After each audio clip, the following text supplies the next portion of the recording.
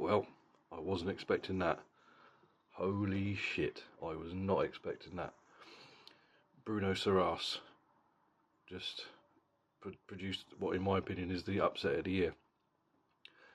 He knocked Jaime Munguia flat on his ass with a single right hand. I'm just in shock. I wasn't expecting it.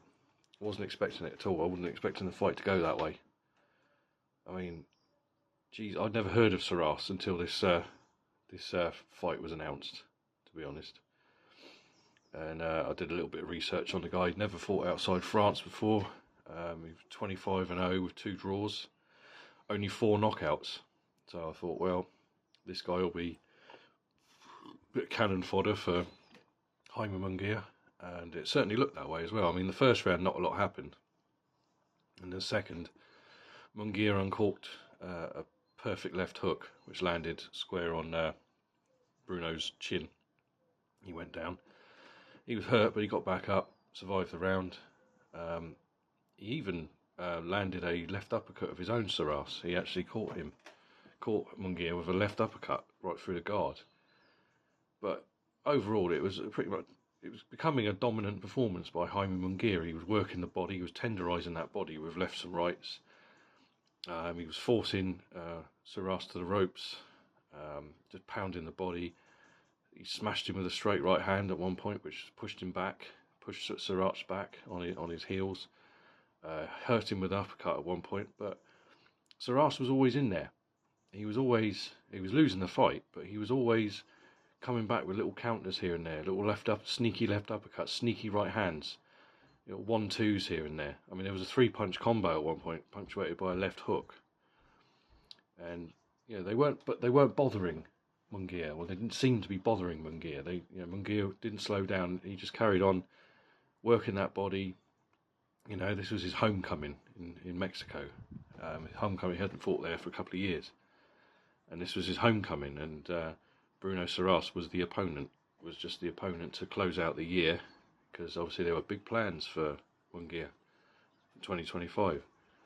And then in the 7th, Surace just uncorked that massive right hand, bang, landed square on the jaw.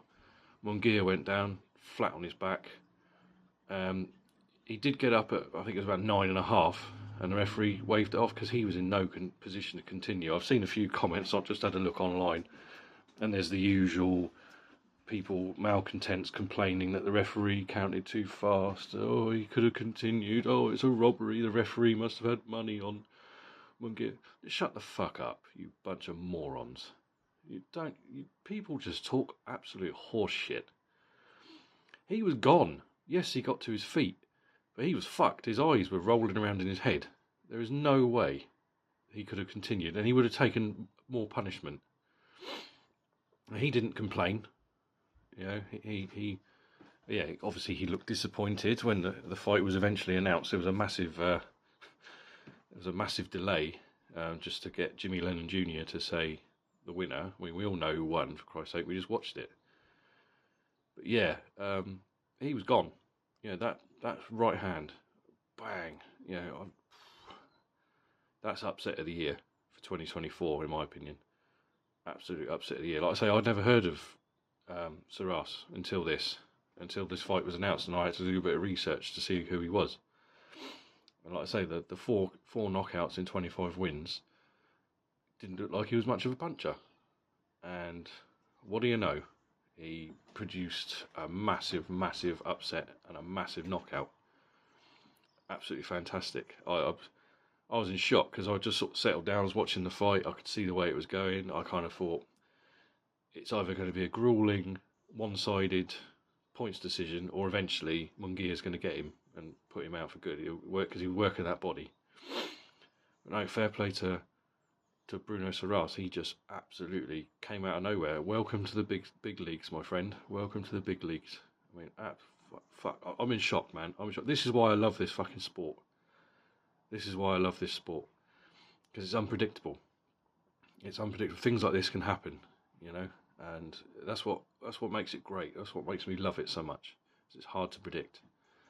Fucking wonderful. Fucking wonderful. I apologise for the swearing. If anybody's watching this and you're put off by the swearing, I'm just The adrenaline's pumping. I'm excited by what I've just seen. Yeah, what a wonderful way to end towards the end of 2024. You know, wonderful. Definitely, in my opinion, upset of the year. You know, hands down, without question, that is upset of the year. Wow. Will there be a rematch down the road? Who knows? Will Bruno Surace get a higher ranking with the governing bodies and get a shot at maybe Canelo? Who knows? Or whatever. You know, yeah, wonderful. Absolutely wonderful. And just think, only earlier this year, Canelo Alvarez went the full 12 with Munguia. Now, I'm not saying this means that obviously Canelo's no good or he's on the slide or whatever. I'm not suggesting that at all, but it puts it in perspective when things like this happen. Canelo Alvarez went 12 rounds with Jaime Munguia and couldn't stop him. And this guy, with one punch, come from behind victory in the 7th round, just absolutely annihilates him with that one punch. I found it interesting. Julio Cesar Chavez was at the ringside, obviously doing commentary somewhere, analysis of some kind, and his face when that punch landed, he knew it was over. There was a photographer at ringside as well. His face dropped, you know, because obviously this was the big stage. This was Jaime Munguia's big return to his home country, and it all went up in smoke. Fantastic. This is, again, I'm excited, man. I'm repeating myself because I'm excited. This is why I love this sport. This is why I love this sport, because it's so unpredictable. Things like this can happen.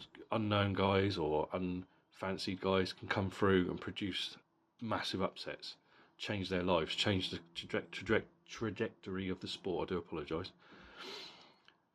Yeah, fantastic. Absolutely fantastic. So, wow. So, wow. What a fucking fight. Right. I hope you're all well. Take care, folks. I'll speak to you soon. I hope you're well. To all of you who've subscribed to this channel, I'm shocked. I know all 203 of you as I'm talking. I'm just so thankful that anybody wanted to. I know I say this a lot. You know, I never thought I'd even get 2 subscribers. But to have 203 of you who actually want to listen to me ramble on about this wonderful sport, thank you very much. I love you all. Take care, and I'll speak to you next week.